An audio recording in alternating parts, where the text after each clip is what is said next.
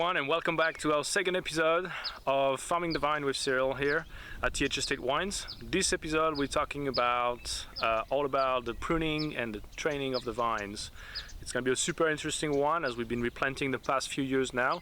So let me take you around and show you all that. But before we keep going, I must apologize because if a Frenchman does a farming video, he needs to wear his beret. So here I go. Let's go.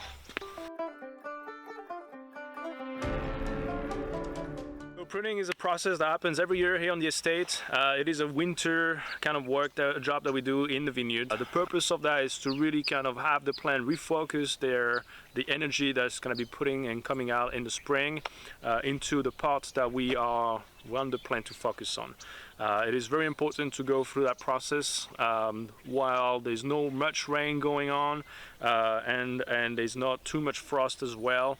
We're trying to avoid excessive damage and disease exposure from the plants into that during that process here. We have a bunch of different way of farming those vines.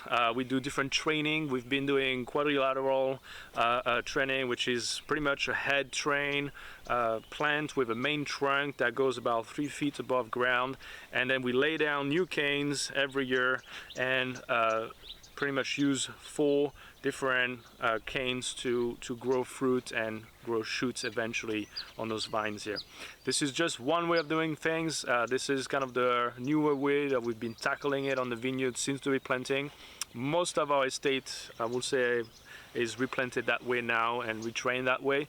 But we also do have some head train plants, especially for the 3-4 wines that we are making. The 3-4, hence the name, is a 3x4 planting, so high density. We do not do trellis on this high density. We do a head train, kind of a bush formation on that. And so the pruning for that is again a little different and a little more in particular to that style of planting here. We do a head train goblet style, so like a glass vase kind of style. So the idea is to train the head as a 6-finger hand basically, and you grow each shoot at the end. When the shoot are about 3-4 feet long, we kind of tie everything up to the post here and let everything grow. The fruit will grow only at the bottom. It won't grow up in the canopies there.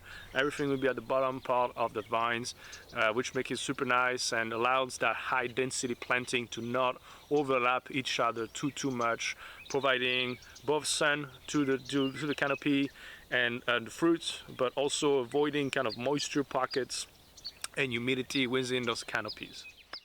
Well, I hope this video gave you a little bit more of an insight to what pruning is and how important it is here on our property to do that.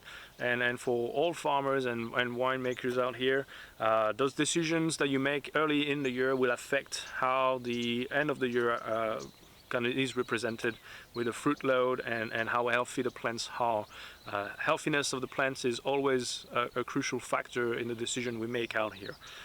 These are vines that should be living 25 to 30 years, will being pretty healthy and producing a very good amount of fruit and quality fruit. So it is definitely something that you always want to be caring for. I hope this episode helps you guys, and thank you very much for joining me once again on Farming the Vine, and I'll see you guys next time. Thank you so much.